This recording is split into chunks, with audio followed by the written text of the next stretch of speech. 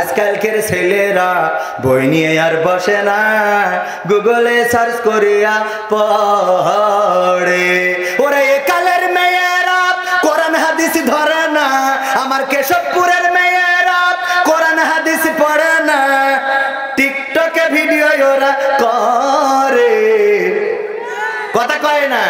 আজকালকের ছেলেরা বই নিয়ে আর বসে না, গুগলে সার্চ করিয়া পড়ে। আগের সময় প্রেম করিলে চেয়ারম্যান বলতো পাইছো কি, এখন বলে সব করিয়া বাবু তুমি খাইছো কি। এই যুবকরা বলছেন, এই সত্য বললাম না মিথ্যা বললাম, বলেন ঠিক আরো ধরে।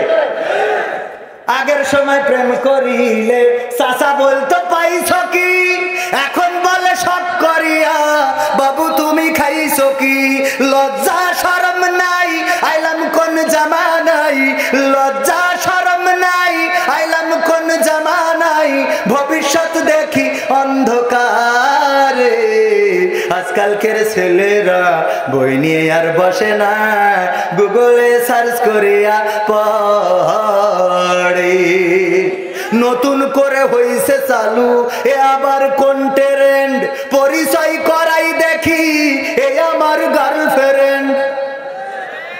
যুবক সত্য না মিথ্যা, মোটরের পিছনে বাইকের পিছনে ইজি বাইকের পিছনে নারী নিয়ে ঘুরে বেড়ায়। শুধুমাত্র ওখানে নয়, এই মাহফিলেও আসার পথে রাস্তায় দেখলাম বাদাম কিনে দিচ্ছে গো। আগেই বলে আসিল যাবো গো, বাদাম খাতে দিতে হবে, ঘটে না ঘটে না, অসংখ্য ঘটতেছে। বুরকা পরে, এখন বুরকা পরে বের হয়, দেখলে মনে হয় জান্নাত থেকে পালিয়ে আসা ব্যক্তি।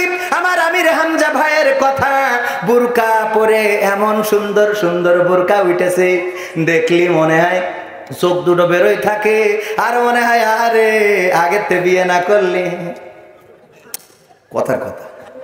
ইন্নাল হামদালিল্লাহি নাহমাদুহু ওয়া নাস্তাঈনুহু ওয়া নাস্তাগফিরুহু ওয়া নু'মিনু বিহি ওয়া নাতাওয়াক্কালু আলাইহি ওয়া নাউযু বিল্লাহি মিন শুরুরি আনফুসিনা ওয়া মিন সাইয়্যাতি আ'মালিনা। মান ইয়াহদিহিল্লাহু ফালা মুদিল্লা লাহু ওয়া মান ইউদ্লিলহু ফালা হাদিয়া লাহু। ওয়া নাশহাদু আন লা ইলাহা ইল্লাল্লাহু ওয়া নাশহাদু আন্না সাইয়্যিদানা মুহাম্মাদান আবদুহু ওয়া রাসূলুহু আল্লাযী আরসালাহু বিল হাক্কি বাশীরান ওয়া নাযীরান ওয়া দা'iয়ান ইলাল্লাহি বিইذনিহি ওয়া সিরাজাম মুনীরা। ফাকাদ ক্বালা আল্লাহু তাআলা ফি কালামিহিল মাজিদ ওয়াল ফুরকানিহিল হামিদ। সবাই পড়েন আউযু বিল্লাহি মিনাশ শাইতানির রাজিম। বিসমিল্লাহির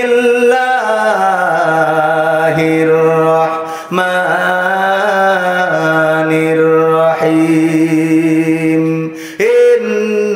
ইন্নাল্লাহা ওয়া মালাইকাতাহু ইউসাল্লুনা আলান নাবী ইয়া আইয়ুহাল্লাযীনা আমানু সাল্লু আলাইহি ওয়া সাল্লিমু তাসলিমা। আল্লাহুম্মা সাল্লি আলা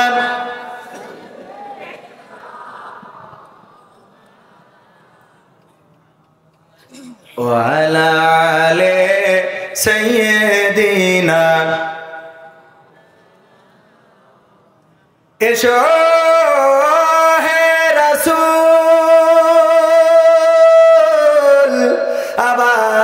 আবার ফিরে আমাদের মাঝে রে। নতুন করে খুতবা দিতে কাবার মিনার পরে আল্লাহুম্মা সাল্লি আলা সাইয়্যিদিনা মাওলানা মুহাম্মদ ওয়া আলা আলি সাইয়্যিদিনা নবীর নামে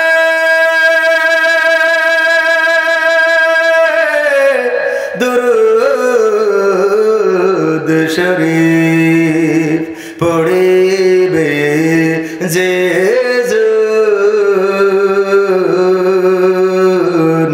তার জন্য যে হারাম হবে জাহান্নামের আগুন আল্লাহুম্মা সাল্লি আলা সাইয়্যিদিনা মাওলানা মুহাম্মদ ওয়া আলা আলি সাইয়্যিদিনা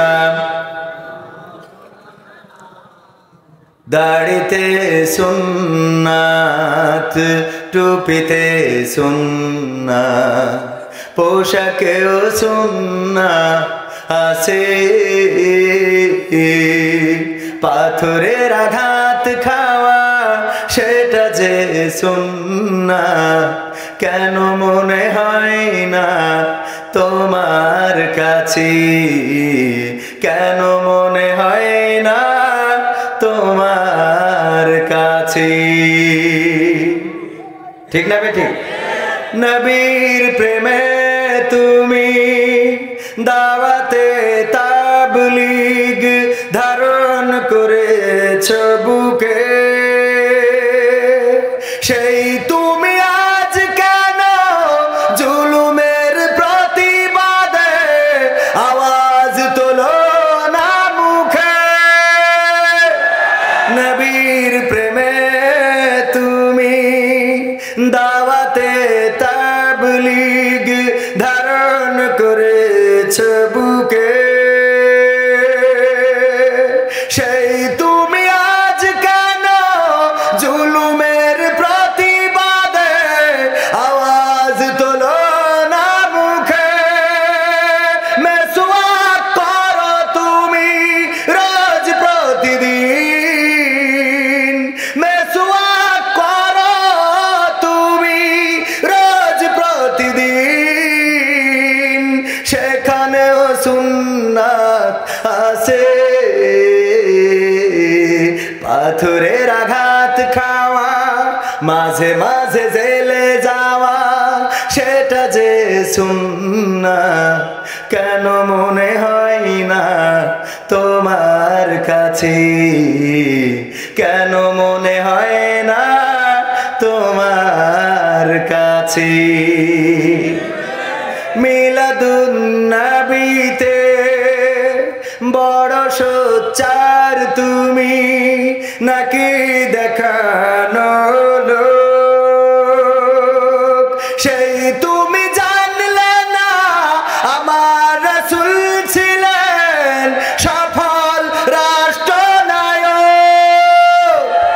মিলাদুন নবীতে বড় সোচ্চার তুমি নাকি দেখানো লোক সেই তুমি জানলে না আমার রাসূল ছিলেন সফল রাষ্ট্রনায়ক ওহুদের ময়দানে দাঁত ভাঙা ঘটনা ওহুদের ময়দানে দাঁত ভাঙা ঘটনা তোমার কিতাবে কি আছে পাথরের আঘাত খাওয়া মাঝে মাঝে রিমান্ডে যাওয়া সেটা যে সুন্নাত কেন মনে হয় না তোমার কাছে কেন মনে হয় না তোমার কাছে কথা ঠিক আছে তো নাকি ভেজাল আছে থাকবেন ইনশাআল্লাহ চলে যাবেন আমি বিশ্বাস করি আপনারা থাকবেন কারণ কেশবপুর ইসলামের জন্য উর্বর ভূমি এবং কেশবপুরে যতগুলো এই ইউনিয়নে মাহফিলে এসেছি, আমি চেয়ারম্যানকে পাশে পেয়েছি। যে ইউনিয়নের চেয়ারম্যান মাহফিলে বসে মাহফিল পাহারা দেয়, সেই ইউনিয়নের লোকজন অন্তত মাহফিল ছেড়ে যাওয়া উচিত নয়। উচিত না। সম্মানিত ভাইয়েরা, আমরা সুন্নাত জানি, সুন্নাত মানি। দাড়িতে সুন্নাত, টুপিতে সুন্নাত, পাঞ্জাবিতে সুন্নাত, মিষ্টি খাওয়া সুন্নাত, কিভাবে বসে খাইলে সুন্নাত, সব আমরা জানি। কিভাবে পেশাব করতে হবে সুন্নাহ অনুসরণ করে সব জানি, কিন্তু জুলুমের বিরুদ্ধে প্রতিবাদ করা যে সুন্নাত, এটা কিন্তু আমরা জানি না। অন্যায়ের বিরুদ্ধে কথা বলা প্রতিবাদ, অন্যায়ের বিরুদ্ধে কথা বলতে হবে, এটাও যে সুন্নাত এটা জানি না। যদি অন্যায় করা হয়, জুলুম করা হয়, নির্বিচারে কাউকে কারারুদ্ধ করা হয়, জেলে রাখা হয়, ফাঁসিতে ঝুলানো হয়, তাদের বিরুদ্ধেও সোচ্চার হওয়া, এটা যে সুন্নাত এটা কিন্তু আমরা জানি না। জানি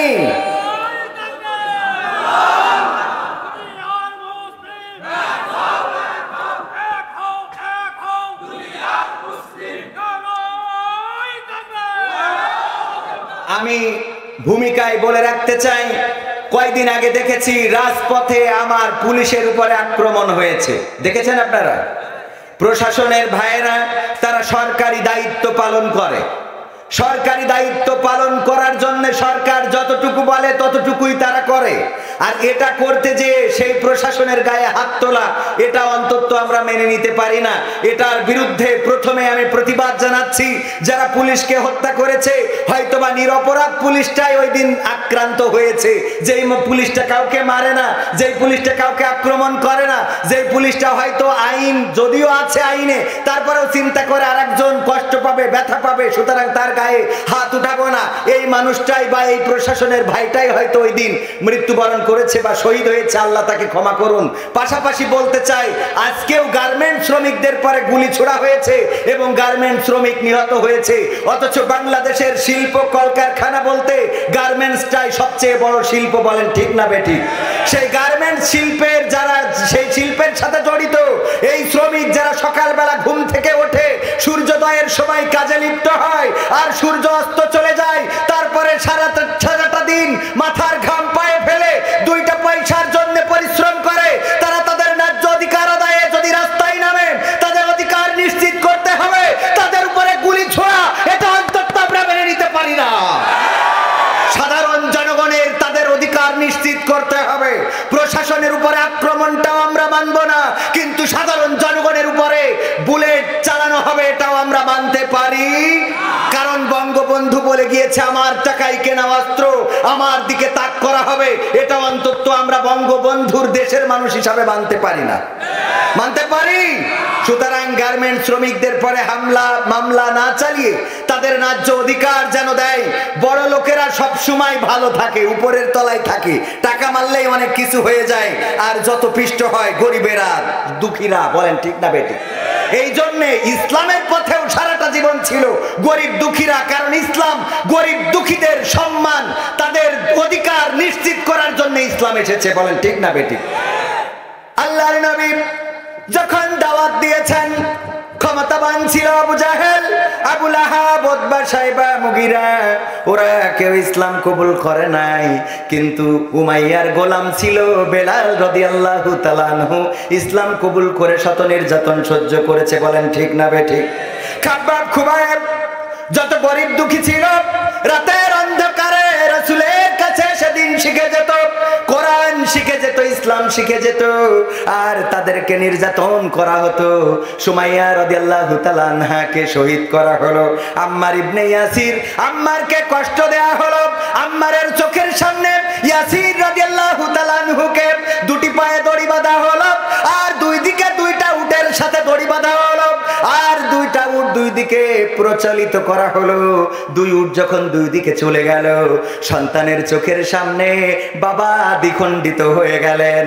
সুমাইয়ার যৌনাঙ্গে বল্লভটা ঢুকিয়ে দিল, দিয়ে তাকে শহীদ করলো আম্মারের সামনে। ওগো আমার ভাইয়েরা, এমনি ভাবে ইসলামের জন্য যারা কষ্ট করেছে, নির্যাতন সহ্য করেছে, তারা ছিল গরিব দুঃখী মেহনতি জনতা। আর যারা নির্যাতন করেছে তারা ছিল ধনশালী, ক্ষমতাশালী, প্রভাবশালী। আজকে 1400 বছর পরেও সেই হাল হকিকাত আছে না মিটে গেছে? আছে না মিটে গেছে? এই জন্য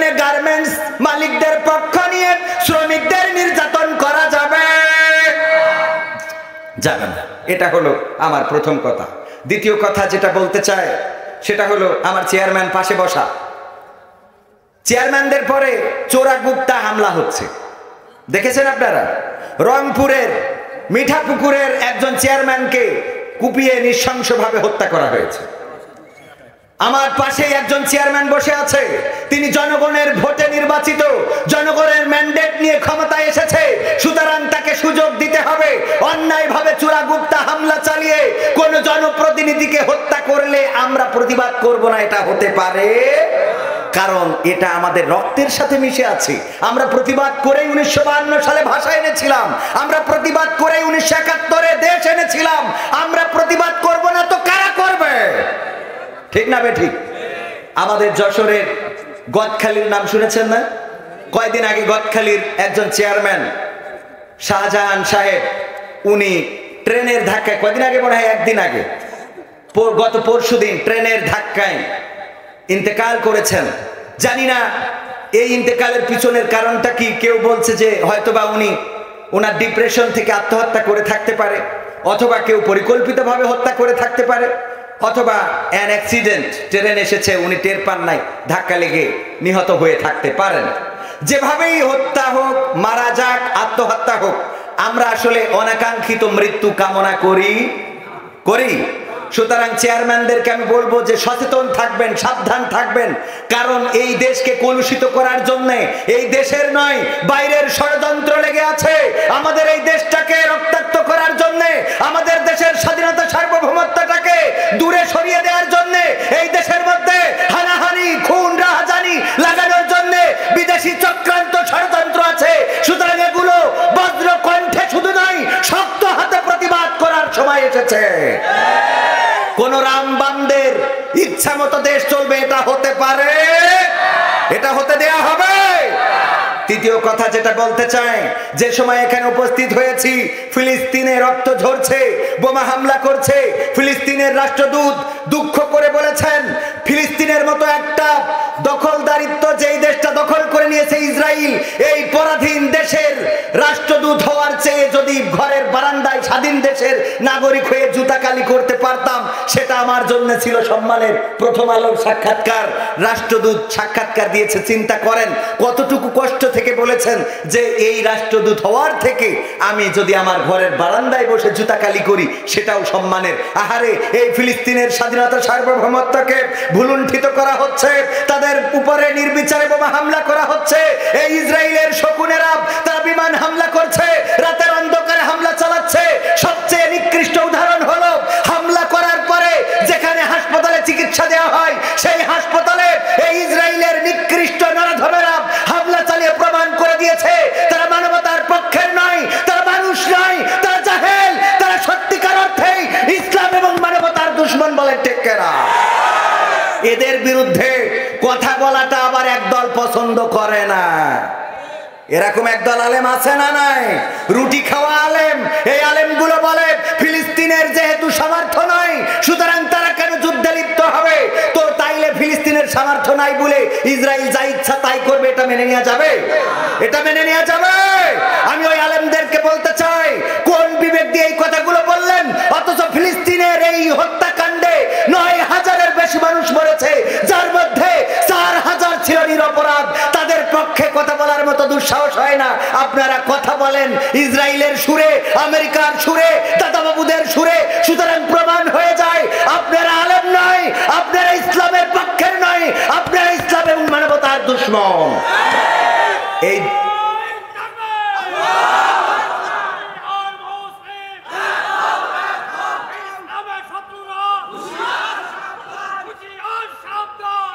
পাশাপাশি এটাও বলতে চাই, মাননীয় প্রধানমন্ত্রী ফিলিস্তিনের পক্ষে কথা বলেছেন। উনি বলেছেন, রাষ্ট্রীয়ভাবে শোক ঘোষণা করেছেন, পতাকাকে অর্ধনমিত করে রেখেছেন, মসজিদ মন্দিরে দোয়ার জন্য আহ্বান করেছেন। এজন্য মাননীয় প্রধানমন্ত্রীকে এই মাহফিলের পক্ষ থেকে অভিনন্দন জানাচ্ছি যে ইসলামের পক্ষে, বাইতুল মাকদাসের পক্ষে, ফিলিস্তিনের পক্ষে শক্ত করে কথা বলেছেন, যেই সময় আমেরিকা ইসরায়েলিদের মদদ দিয়ে ফিলিস্তিনে হামলা চালাচ্ছে। ঠিক না বেঠিক? এর জন্য কি ক্রেডিট দেওয়ার দরকার আছে না নাই? ভালো কাজ যেটা করবে সেটার জন্য অবশ্যই আমরা ধন্যবাদ জানাবো। আমি শুধু এখানেই শেষ নয়, আমি বলেছি মাননীয় প্রধানমন্ত্রী ফিলিস্তিনের পক্ষে যেভাবে কথা বলেছে, একইভাবে যদি কোরআনের পক্ষে থেকে কোরআনের রাজকে বাংলার জমিনে কায়েম করে দেয়, সংসদে যদি আল্লাহর আইনকে কায়েম করে দেয়, সংসদে যদি চোর চুরি করলে তার হাত কেটে দাও, ডাকাতি করলে তার এক পাশের হাত অপর পাশের পা কেটে দাও, জেনা করলে তাকে সাঙ্গেসার করো, যদি ধর্ষণ করে মৃত্যুদণ্ড দাও, কোরআনের এই আইন যদি প্রতিষ্ঠা করে দেয়, মাননীয় প্রধানমন্ত্রীকে ক্ষমতায় রাখার জন্য আলেম ওলামারা রাজপথে থাকবে ইনশাআল্লাহ। কারণ আমাদের কোনো দল নেই, আমাদের জামাত নেই, বিএনপি নেই, হেফাজত নেই, আমাদের আওয়ামী লীগ বিএনপি নেই, আমাদের একটাই দল, সেটা হলো ইসলাম। আল্লাহর কোরআন নিয়ে দল করি, বাংলার জমিনে যারাই কোরআন কায়েম করতে চায় তাদের পক্ষেই আমরা থাকতে চাই। না এর বাইরে আর কোনো বক্তব্য আছে? কোরআন কায়েম করবে যারা, আমরা তাদের সাথে আছি, এ নিয়ে কোনো দ্বন্দ্ব করা যাবে না। তবে ইউটিউবার ভাইদের বলবো, ওই কাটিং করে ছেড়ে দেবেন আর বিএনপিরা হুমকি দেবে, এটা করেন না। আবার কয় দেখেন শেখ হাসিনার ক্ষমতায় রাখার জন্য কবির বিন সামাদ উঠে পড়ে লেগেছে, এই দিয়ে তে আমার এলাকায় বলতেছে, কবির ভাই পরিকল্পনা চলছে, ক্ষমতায় আসলি আপনার আগে ধরা হবে। ধরবেই তো আমার আগে, কারণ যারা ইসলাম চাই না তারা তো আমরা কারোর কাছে ভালো হতে পারবো না, চেয়ারম্যানের কাছে ভালো হতে পারবো না, ও আমার এই সভাপতির কাছে ভালো। সত্যি কথা বললি কার কাছে ভালো হওয়া যায়? একজন খুব উচিত কথা বলে বেড়ায়, কি করে কথা কয় না, উচিত কথা বলে বেড়ায়, মানুষের সামনে উচিত কথা বলে ফেলে। তা ওর মার কাছে খুব প্রশংসা, বলছে তোর ছেলে খুব উচিত কথা বলতে পারে। তা বলছে কি যে একদিন ছেলের বলছে, খুকা তুই আমার একটু উচিত কথা শুনো দিন, চারিদিকে নাকি উচিত কথা বলি সবাই খুশি হয়, তো একটু শোনা। বলছে মা আমি না বলি তোমার কষ্ট হবে, দরকার নেই। তা বলছে না তুই আমার ছেলে, এত লোকের উচিত কথা কইস, আমার একটা উচিত কথা বলবি না, তাই হয়? তা বলছে না মা তুমি শুনে না মন খারাপ করবা, গালাগালি দেওয়া দরকার নেই। তা বলছে যে না শোনা তুই একটু কয় একটা উচিত কথা ক আমার একটা। তা বলছে না তাহলে বলছি যে ভাই চাচা আসলি এত খুশি হও কেন? মানে দেও মা দেও, কথা কয় না। বলছে তোর নুন গালে দেবে, হেলাইটাও হেলেছিল। আচ্ছা মা বললাম না যে উচিত কথা সহ্য হবে না, মাও কি সহ্য করে? কোন সহ্য করে না, কয় কি হুজুর সময়টা তো বড্ড খারাপ, আপনি তো ভাই সব জানেন, বুঝে শুনে কথা বলে ওয়াজের রীতি টানেন, উস্কানি ফুসকানি মূলক বলবেন না কোনো কথা, এই মঞ্চে রাজনীতি ভাই করবেন না অযথা, আমরাও ভাই কোরআন জানি মানি মোটামুটি,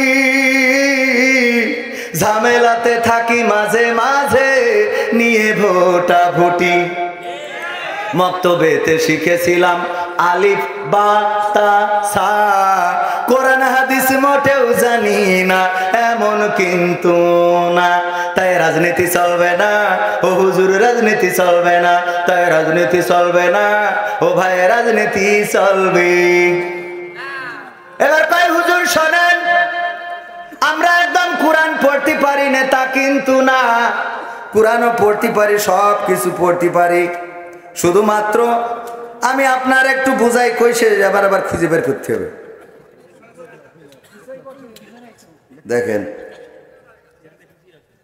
পাইছি, বলছে হুজুর আমি একবার মাহফিল দিলাম। কি মাহফিল?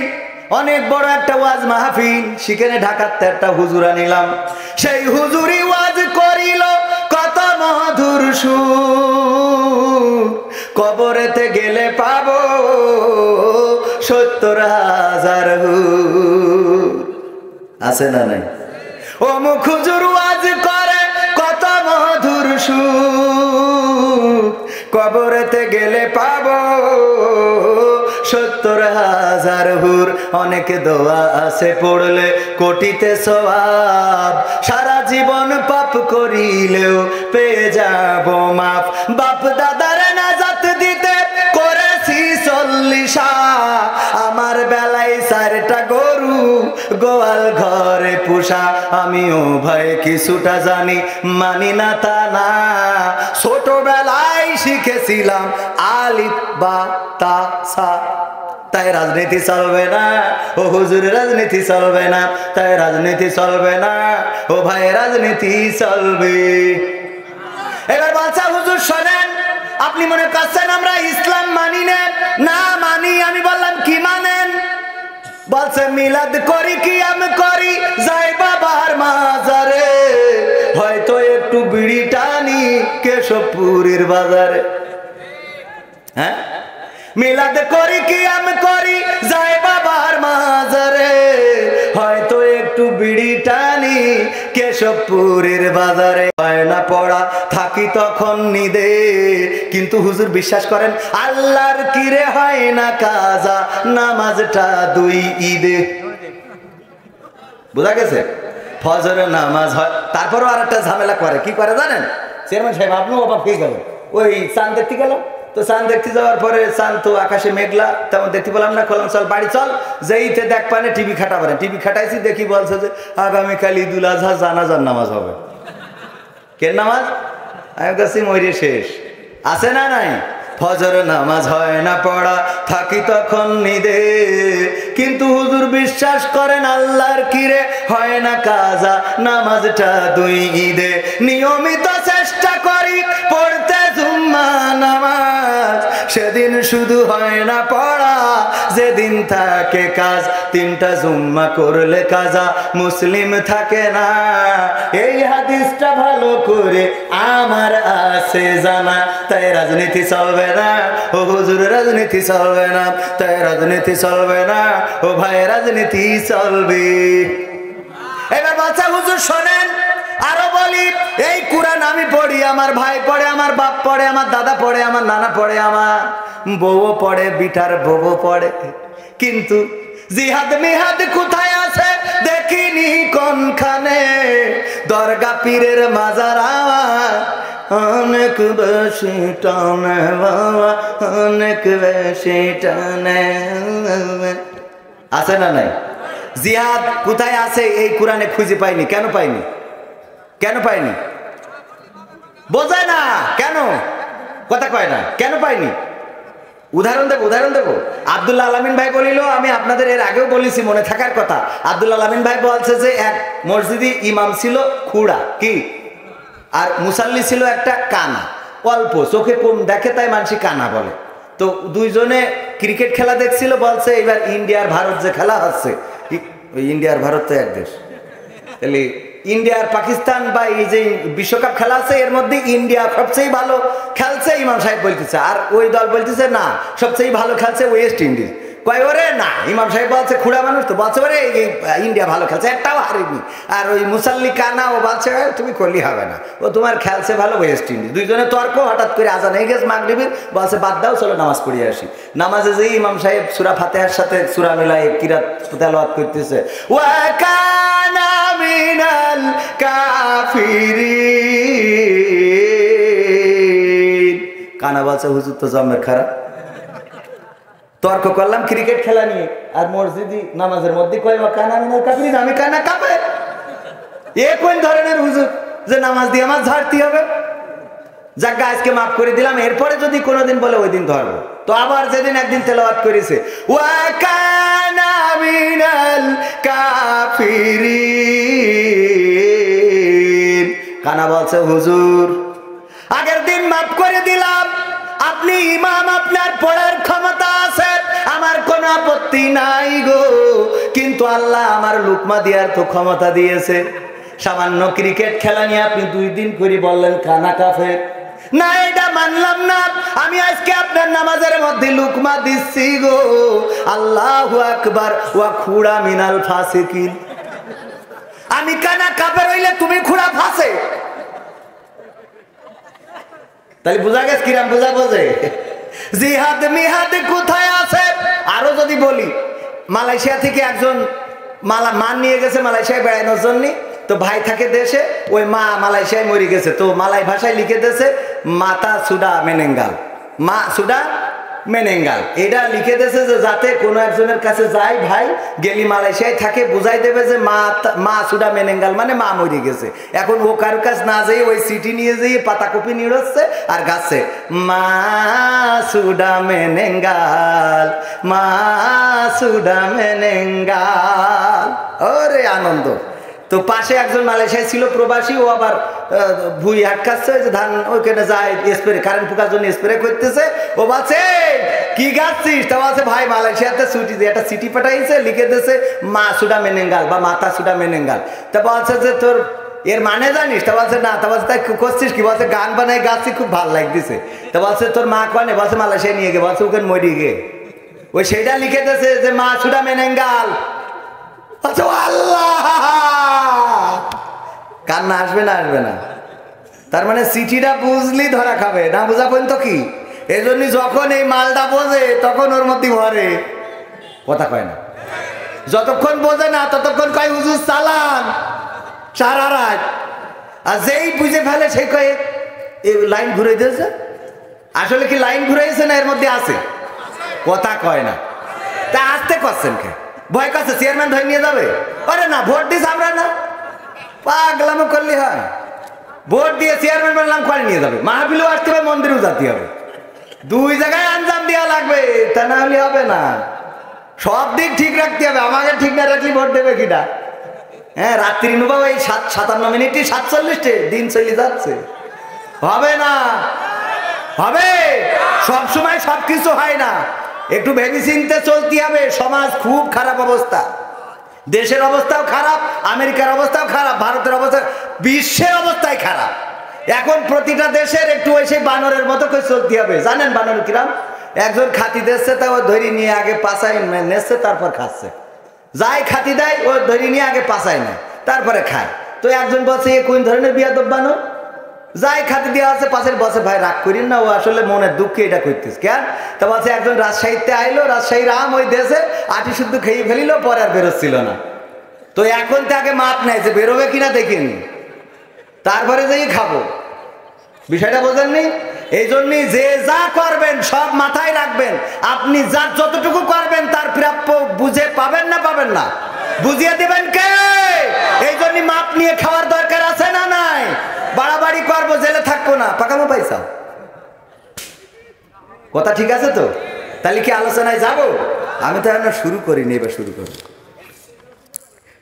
31তম তাফসিরুল কুরআন মাহফিল, তার মানে আমি যখন এখনো গোপদাড়ি উঠিনি তার আগের থেকে শুরু হয়েছে।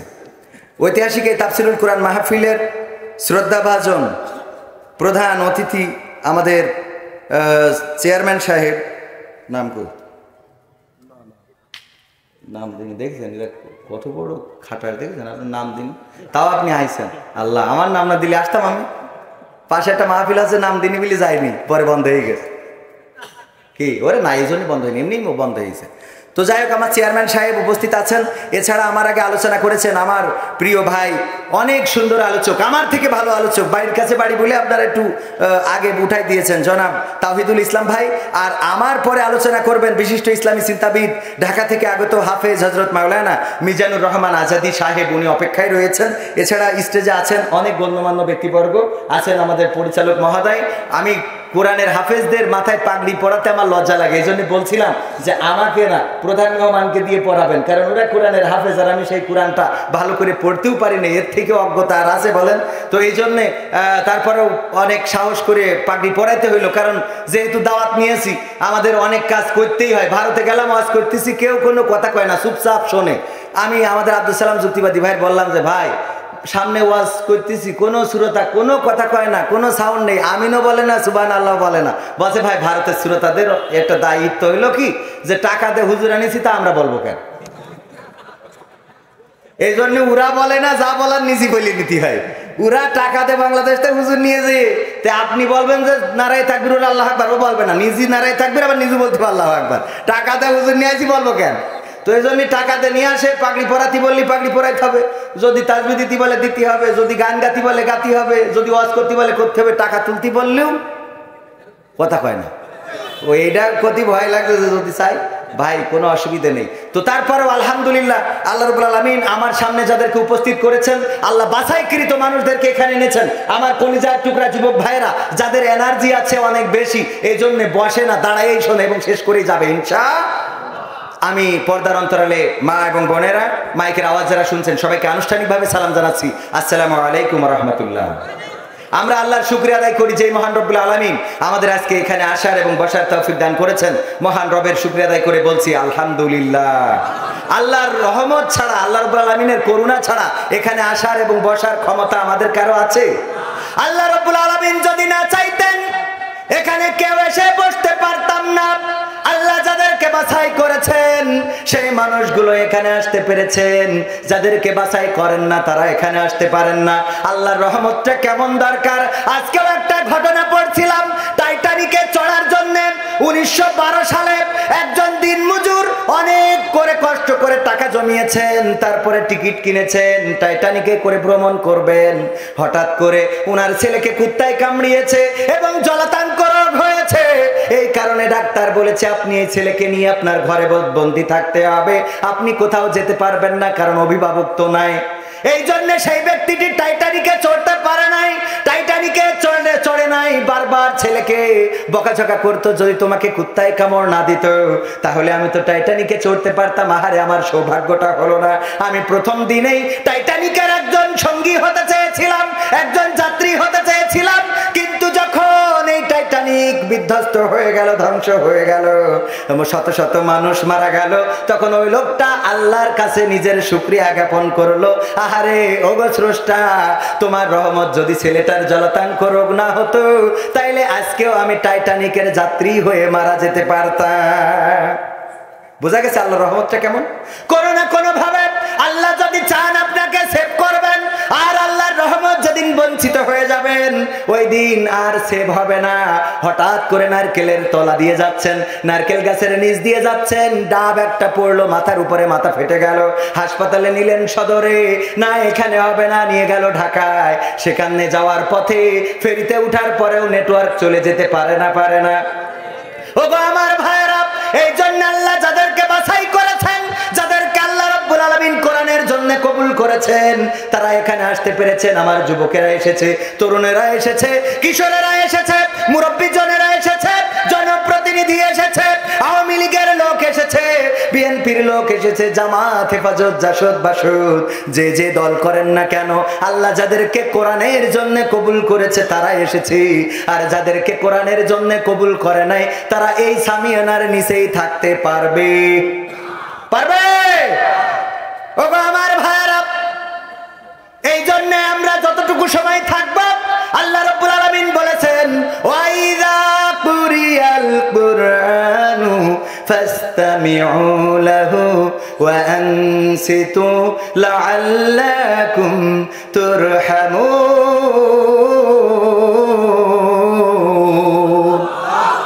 আমার আল্লাহ বললেন যখন তোমাদের সামনে কোরআন পড়া হয়, কোরআন থেকে তেলাওয়াত করা হয়, কোরআন থেকে বলা হয়, তখন তোমরা তোমাদের হৃদয়ের কান দিয়ে শোনো, যাতে করে তোমাদের উপরে আল্লাহর রহমত বর্ষণ হতে পারে। বলেন সুবহানাল্লাহ। সেই কোরআন শোনার দরকার আছে না নাই? আর এই কোরআন শুনতে যারা বাধা দেয় ওরা আর কেউ না, ওরা হলো আবু জাহেলের আপন নাতি পুতিরা। কোরআন বাধা দেওয়ার লোক আছে না নাই? কোরআনের মাহফিলে বাধা দেওয়ার লোক আছে না নাই? কোরআনের খাদেম যারা, কারাগারে ভরার মানুষও এই দুনিয়ায় আছে না নাই? শুধু আছে না, কোরআনের 50 বছর ধরে যিনি খেদমত করে গেলেন, সারাটা বাংলাদেশ শুধু নয়, বিশ্বের অর্ধ শতাধিক দেশে কোরআনের বাণী যিনি প্রচার করেছেন, সেই মানুষটাকেও 13টা বছর কারারুদ্ধ করে রাখা হলো। তারপরেও এই কোরআনের পাখির মুখের হাসি কেড়ে নিতে পেরেছে নাকি? জীবনের শেষ দিনটাও হাসি মুখে ঢুকেছে হাসপাতালে, পরের দিন লাশ হয়ে বেরিয়ে গিয়েছে। আহারে এই মানুষটা চলে গেল কোরআনকে ভালোবেসে। এমনি ভাবে কোরআনের পথে যারা থাকে, কোরআনের পক্ষে যারা থাকে, তাদের পরেও আজকের দুনিয়ায় জেল জুলুম আছে না নাই? আছে না নাই? তারপরেও কি কোরআনের পথ ছেড়ে যাওয়া যাবে? কোরআনের পথ ছেড়ে যাওয়া যাবে না। কোরআনের পথ থেকে দূরে সরে যাওয়া যাবে না। কোরআনের পথ থেকে যারা দূরে সরে যায়, আর যাই হোক, তারা আল্লাহর বান্দা দাবি করতে পারে না, তারা রাসূলের উম্মাত দাবি করতে পারে না। ওরা আবু জেহেল আবু লাহাবের উত্তরসূরি। তার কারণ হলো আমার নবী যখন কোরআন তেলাওয়াত করতেন, আবু জেহেল আবু লাহাব উতবা সাহেবা, ওগো আমার যুবকেরা একটু কান খুলে শুনে নাও, সোনার ছেলেরা আমার। বলেছে যুবকরা, ধ্বংসের কারণ কি? ধ্বংসের কারণ তো মেলা, কোনডে থুয়ে কোনডে বলবো। কেউ ওই যে FZ5 কিনেছে, ওইটাই যখন গিয়ার মেরে বেড়ায় রে, এইটা তার ধ্বংসের কারণ। সত্য না মিথ্যা? কেউ সিগারেট ধরেছে, সিগারেট খাইলেও তো ঠিক ছিল, এখন ওর মধ্যে মালটা বের করে আর এক মাল ঢুকায়, এইটাও ধ্বংস করেছে না করে নাই? কেউ আগে ঘুমির বড়ি খাইতো, কেউ আগে ব্যথার বড়ি খাইতো, আর এখন বাবার বড়ি খায়। কার বড়ি? বাবার বড়ি খায়। এই বাবার বড়ি ট্যাবলেট খায়, এটা তার ধ্বংসের কারণ। কেউ প্রেম করার পরে প্রেমিকার এক জায়গায় বিয়ে হয়ে গেছে, এরপরে উনি কোন মদ খায় আর বলে তোর জন্য আমি মদ হাতে তুলে নিছি, এটাও ধ্বংসের কারণ। কয়টা বলবো? হাজারো কারণ তো মেলা। কারোর বাবা ভালো না, সন্তানকে ভালো বানাবে, কিন্তু বাবা আর একজনের ঘর ভেঙে বেড়ায়, আছে না নাই? এটাও তার ধ্বংসের কারণ। কেউ চোর চুরি করে, বাবা চোর, চারিদিকে সম্মান যায়, এটাও ধ্বংসের কারণ। বাবা নামাজ পড়ে না, মা নামাজ পড়ে না, এটাও আজকালকের যুবকদের ধ্বংসের। আজকালকের ছেলেরা বই নিয়ে আর বসে না, গুগলে সার্চ করিয়া পড়ে। ওরা একালের মেয়েরা কোরআন হাদিস ধরে না, আমার কেশবপুরের মেয়েরা কোরআন হাদিস পড়ে না, টিকটকে ভিডিও ওরা করে, কথা কয় না। আজকালকের ছেলেরা বই নিয়ে আর বসে না, গুগলে সার্চ করিয়া পড়ে। আগের সময় প্রেম করিলে চেয়ারম্যান বলতো পাইছো কি, এখন বলে শখ করিয়া বাবু তুমি খাইছো কি। এই যুবকরা বলছেন, এই সত্য বললাম না মিথ্যা বললাম? বলেন ঠিক, আরো জোরে। আগের সময় প্রেম করিলে চাচা বলতো পাইছো কি, এখন বলে শখ করিয়া বাবু তুমি খাইছো কি। লজ্জা শরম নাই, আইলাম কোন জামানাই, লজ্জা শরম নাই, আইলাম কোন জামানাই, ভবিষ্যৎ দেখি অন্ধকারে। আজকালকের ছেলেরা বই নিয়ে আর বসে না, গুগলে সার্চ করিয়া পড়ে। নতুন করে হইছে চালু এ আবার কোন ট্রেন্ড, পরিচয় করাই দেখি এ আমার গার্লফ্রেন্ড। যুবক, সত্য না মিথ্যা? মোটরের পিছনে, বাইকের পিছনে, ইজি বাইকের পিছনে নারী নিয়ে ঘুরে বেড়ায়। শুধুমাত্র ওখানে নয়, এই মাহফিলেও আসার পথে রাস্তায় দেখলাম বাদাম কিনে দিচ্ছে গো। আগেই বলে আসিল যাবো গো, বাদাম খাতে দিতে হবে। ঘটে না? ঘটে না? অসংখ্য ঘটতেছে। বুরকা পরে, এখন বুরকা পরে বের হয়, দেখলে মনে হয় জান্নাত থেকে পালিয়ে আসা ব্যক্তি। আমার আমির হামজা ভাইয়ের কথা, বুরকা পরে এমন সুন্দর সুন্দর বুরকা উঠেছে, দেখলি মনে হয় চোখ দুটো বেরোয় থাকে, আর মনে হয় আরে আগের তে বিয়ে না করলি। কথার কথা। ও আমার ভাইরা, এত সুন্দর করে বুরকা পরে মনে হয় জান্নাতি বাসিন্দা। আমি বললাম বলেন দেখি, একজন বোনকে বললাম ওগো ছোট বোন বলেন ঠিকানা, টিভি এন্টারটেইনমেন্টে ভিডিও আছে দেখবেন। বললাম ওগো ছোট বোন বলো, আমাদের প্রিয় নবী, প্রথম আমাদের নবী এসেছে পৃথিবীতে 1 লক্ষ মতান্তরে 2,24,000, প্রথম নবীর নাম কি এবং শেষ নবীর নাম কি? বুরকা দেখে মনে হয় এর মতো আল্লাহওয়ালা কেউ নাই, অথচ প্রথম নবীর নামও কইতে পারল না, শেষ নবীর নামও কইতে পারল না রে। নাউজুবিল্লাহ বলবেন না? এরকম আছে না নাই? পর্দার অন্তরালে মা বোনেরা আমার, আপনাদের নিয়েও বলা হয়েছে যে কি বলেছে, স্ত্রী স্বামীর অধিকার আর পর্দার গুরুত্ব। স্ত্রী স্বামীর অধিকারের কথা কি বলবো, এখন অধিকার তো হয়ে গেছে সমান সমান। কি সমান অধিকার? স্ত্রীরা স্বামীর মর্যাদা দেয় না, স্বামীর কদর করে না, নাম ধরে ডাকার বিধান চালু হয়েছে। ডাকাতে তেমন একটা দোষ না, কিন্তু এটা অভদ্রতা, এটা মার্জিত স্বভাব নয়, এটা অমার্জিত একটি স্বভাব। স্ত্রী বলবে যে এই কবির বিন সামাদ, এটা কোনো কথা? হ্যাঁ, এটা কি কোনো কথা? তবে আবার ইউটিউবাররা বললেন না যে কবির বিন সামাদের নাম ধরে ওর বউ ডাকে। আমার এমনি এই ইউটিউবাররা ঝামেলা বাঁধাচ্ছে। ওই আমি যেই বোর কথা একটু অর্ধেক কই, ওইটা কেটে ছেড়ে দেয়, আমার বউ আমার ধরে। আমি কয়েকদিন আগে এক জায়গায় ওয়াজ করলাম, চেয়ারম্যান সাহেব বললাম মা কেমন জিনিস। আমি যতবার বিদেশে গেলাম, মালয়েশিয়া, সিঙ্গাপুর, কুয়েত, কাতার, মালদ্বীপ গেলাম, ইন্ডিয়া গেলাম, সব দেশগুলো ঘুরে আসলাম। আহারে কোনোদিন মা বলে নাই খুকা অমুক দেশে যাচ্ছিস, ওখান থেকে আমার জন্য এইটা নিয়ে আসিস। কিন্তু আমার স্ত্রী বলতেছে যখন যাচ্ছাও বিদেশে, ওখান থেকে সাবান শ্যাম্পু নিয়ে আসবা, ওই জায়গার সাবান শ্যাম্পু গুলো ভালো, গায়ে মাখলে তেমন একটা সমস্যা হয় না, আনবা। ইউটিউবাররা সাইড দেশ আমার বলছে এই সাবান শ্যাম্পু এনে কি আমি একা গায়ে মাখতেছি না তোমার? তাই বলছে ইউটিউবাররা দেখো এই করার দরকার আছে কোন? আমাদের তো সংসার ভালোই চলছে, ঝামেলা খাচ্ছে ওরা না। ও আমার ইউটিউবার ভাইরা, ঝামেলা যেন বাঁধাবেন না, এটা আবার কইছি আবার দেবেন। এবার আবার কবে যাবো যে কই যাও, এমনি তো রাতে বাড়ি থাকতে পারি নে, তারপরে আবার বুঝে নিতে হবে রে। ও আমার ভাইরা, যে কথা বলছিলাম, আজকের নারীরা স্বামীদেরকে অধিকার দেয় না, স্বামীদের সম্মান করে না, স্বামীদের ইজ্জত দেয় না। আর ওই বুড়ো ওই যে বিয়ের সময় একটা গায়ে গরু আনিল, ওই গায়ে গরু কোনোদিন মরল না। মরিস চেয়ারম্যান সাহেবের স্ত্রী, উদাহরণ দিচ্ছি, স্ত্রী বিয়ের সময় একটা গায়ে গরু নিয়ে আসিল। তাও কেমন গায়ে গরু? বাবা বলিল মেয়ে আমার খুকি, তোর যদি বিয়ে হয় তাইলে আমি একটা গায়ে গরু দেবো। বাজারে খুঁজে খুঁজে এমন একটা গায়ে বের করেছে যে জিজ্ঞেস করছে যে তোমার গায়ে গরুর দুধ হয় কতটুকু? বলছে গায়ে জ্বালায় গায়ে বাসে না, দুধ হয় কতটুকু। সেই গায়েটা কিনে দিয়েছে জামাই। একজন শালা টেনেছে আর একজন শালা ঠেলেছে, এর মধ্যে 3 বার ব্রেক ফেল করিস, লেজে আবার মুড়াইয়ে স্টার্ট মারতে হয়েছে, তারপরে এনে দেছে ওই গায়ে গরুটা। ওই যে আনিল বিয়ের সময় আর মরিনি, চেয়ারম্যান যেদিন ভোটে পাশ করেছে বলছে চলো কাউন্সিলে যেয়ে আমার মালা দিয়ে বরণ করে নেবে, তুমি ওখানে সামনে চেয়ারে বসে থাকবা, আমার বড্ড ভালো লাগবে। বলছে আব্বাকে বাড়িতে গায়ে গরুটা আনিলাম বলে, তা না হলে তোমার চেয়ারম্যানই করা লাগতো না। এরপরে চেয়ারম্যান 5 বছর চেয়ারম্যানই করে যেমনে হোক সেমনে হোক কেশবপুরি 5 কাঠা জমি কিনে 3 তলা একটা বাড়ি করেছে। সেই বাড়ি যেমনে হোক সেমনে হোক আর কি, সেই বাড়ি ফিতে কাটার জন্য স্ত্রীর বলছে চলো আজকে ফিতেটা তুমি কেটে দিবা।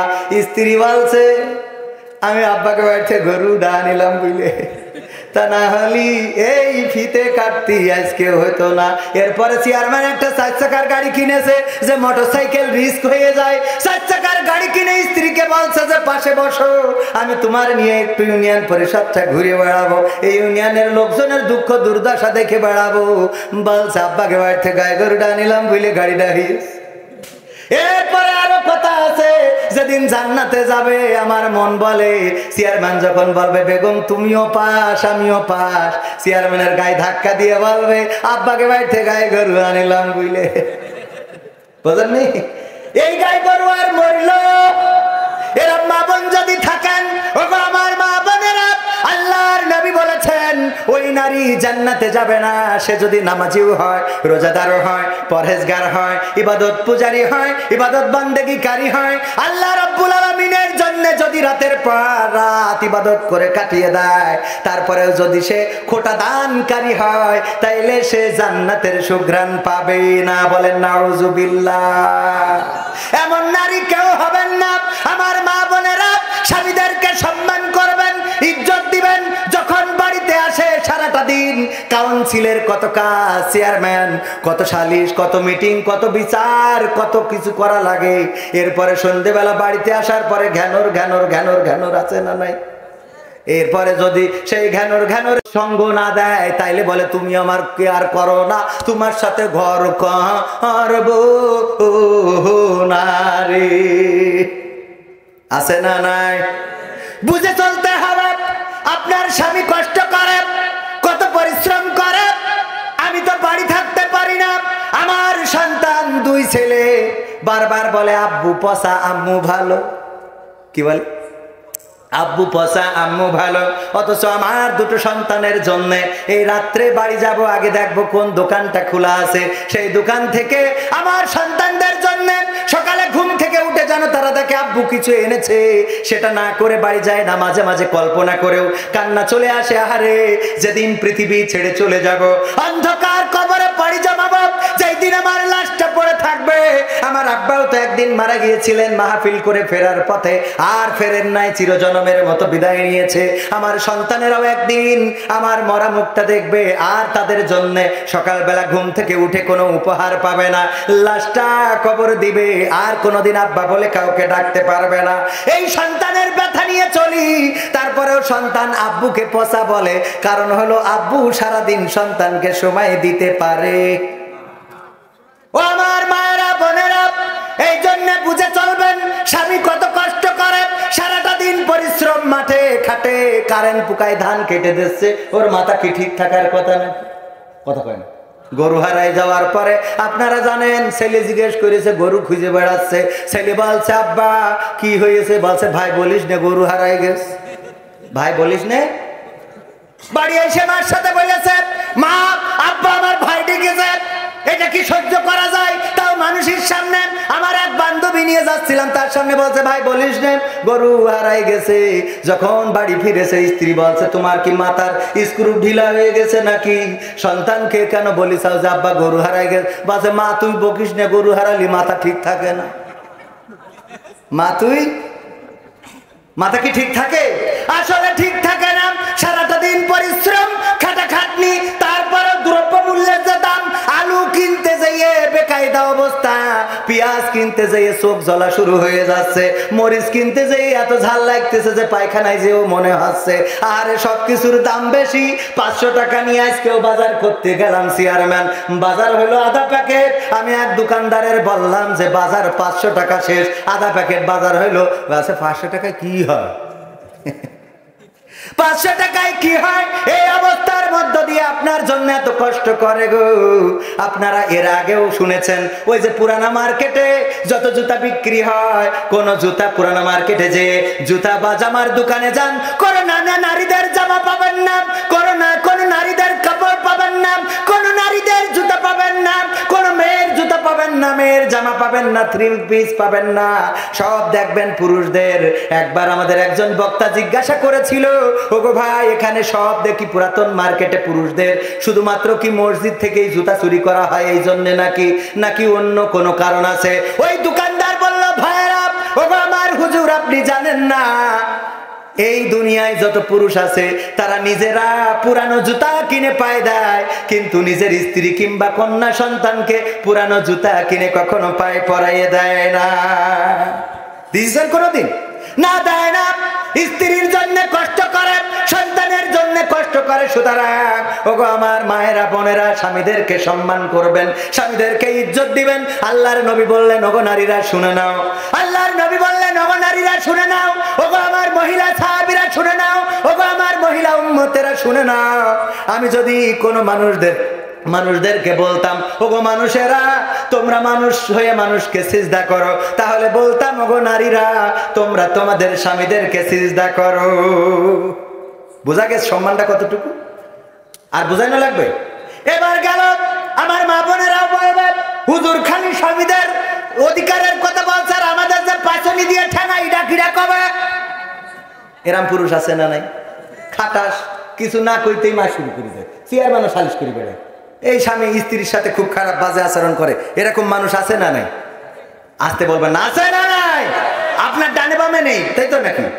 তাই মারে চলে যায়, ওই একজনের খালি এরম বউ মারে চলে যায় আবার আসে, মারে চলে যায়, তালাক দেয়, কয় তোর 1 তালাক 2 তালাক 3 তালাক 5 তালাক, চলে যায় আবার আসে, আবার আসার পরে আবার গোলমাল, আবার মারামারি, আবার তালাক দেয়, 1 তালাক 2 তালাক 3 তালাক 5 তালাক, আবার চলে যায়, আবার আসে। একদিন পাড়ার একজন বলছে, এই তোর এই স্বভাব কেন? তা বলছে কি?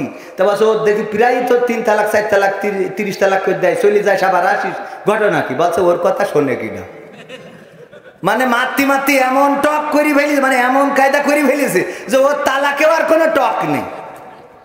বোঝা গেছে ঘটনাটা? এরকম পুরুষ আছে না নাই? সারাটা দিন মদ খাবে, গাঁজা খাবে, আর ওই টেলিভিশনের সামনে ভারতের কারিনা কাপুর, ঐশ্বরিয়া রায়, শাহরুখ খান, ওদের থেকে নাকি দিনটা দেখবে। আর রাত্রি 12টা-1টার সময় যে দরজায় ঠক ঠক করবে, বলবে দরজা খোল।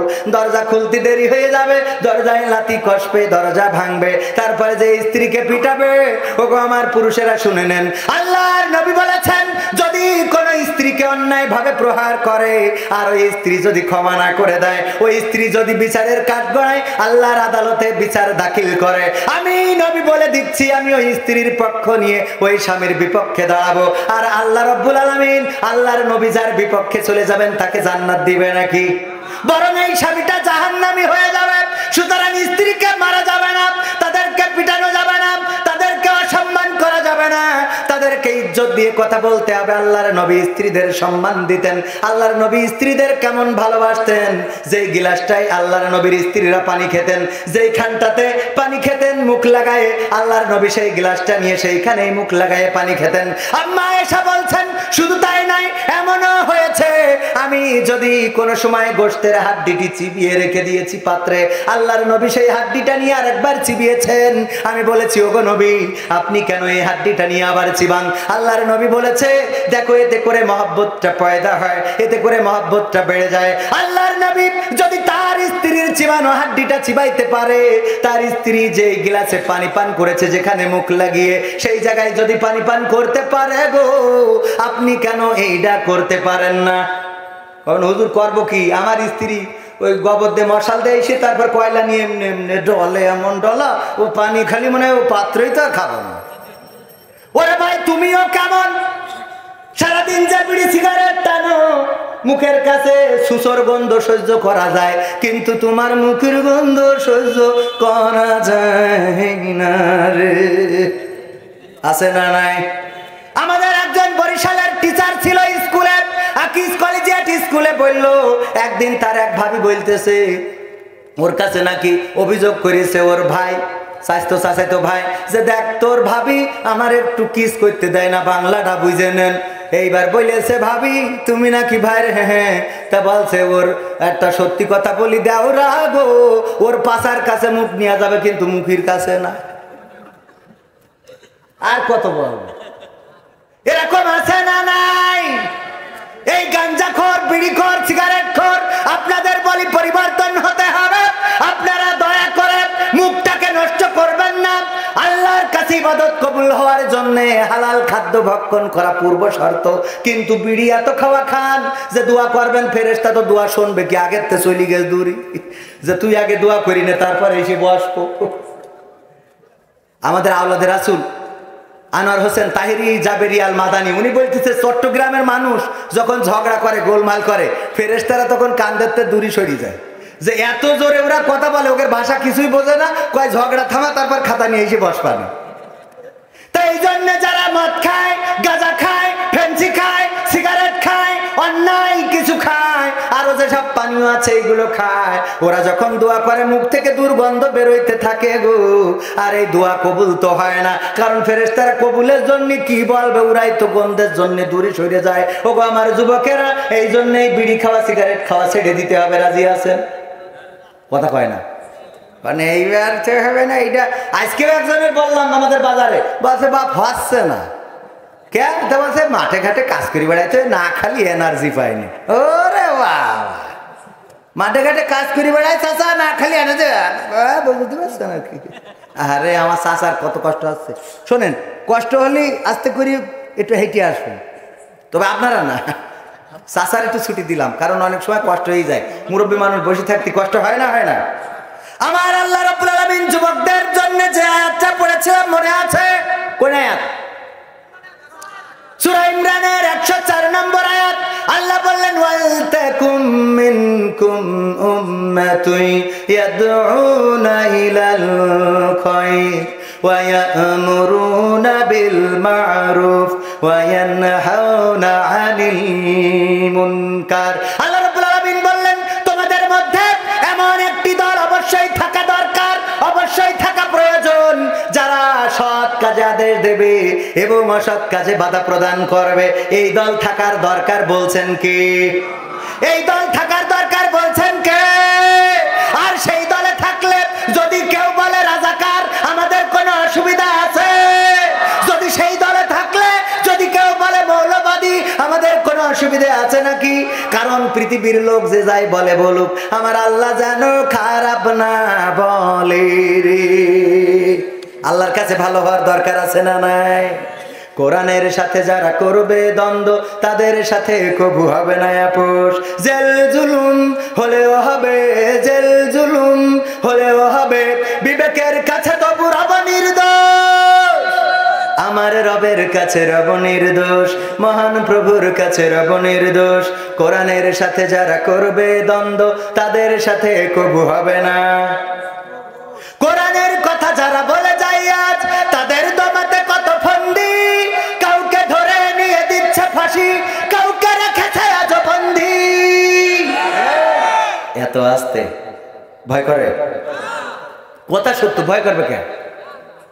পৃথিবীতে আইছি, একদিন মরে যাবো, এটাই তো সত্য। চলে যাওয়া লাগবে না? কোরআনের কথা যারা বলে যায় আজ, তাদের দমাতে কত ফন্দি।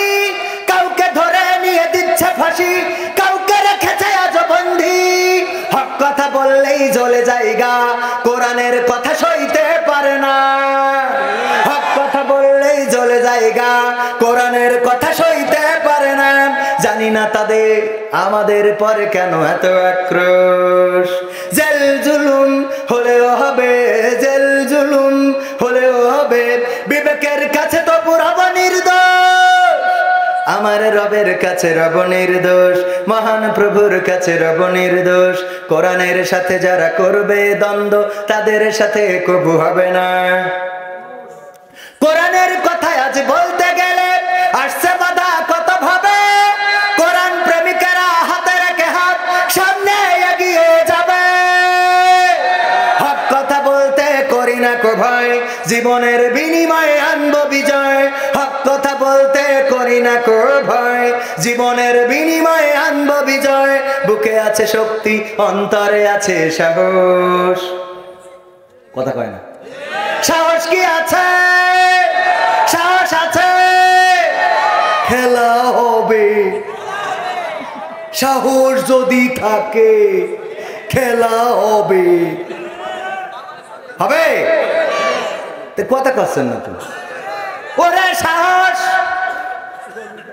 চেয়ারম্যানের বাড়িতে ইঁদুর হয়েছে, এত ইঁদুর। প্রথমে দুইজন আসিল স্বামী স্ত্রী, এখন সংসার করে এত বড় সংসার করিছে, ছেলে মেয়ে বিয়ে দিয়ে আরো নাতি পুতনি বানায় ফেলায়। চেয়ারম্যানের স্ত্রী বলছে সারাদিন কাউন্সিলি থাকবা, আর এই ইঁদুরে বাচ্চা হয়েছে, আমার লেপ কেটে নিয়ে যেয়ে তুলো বের করে নিয়ে পাশার তলে দিয়েছে। এই ইঁদুরগুলো কি মারার ব্যবস্থা করবা না? চেয়ারম্যান একটা বিড়াল খুঁজে নিয়ে গিয়েছে, যে সেই বিড়াল বাড়ি রেখেছে, দুধ খায়, কলা খায়, যা কিছু খায়, মাছের কাটাকুটি খেয়ে চিন্তা করে চেয়ারম্যানের খায়। আর যদি চেয়ারম্যানের না গায় তাইলে তো হবে? হবে? হবে না। সুতরাং কি করতে হবে? বিড়ালদের ধরতে হবে, মারতে হবে। বিড়ালের পিছনে যখন ঘুরে বেড়ায়, ইঁদুরের পিছনে যখন ঘুরে বেড়ায়, ইঁদুর মারতে হবে।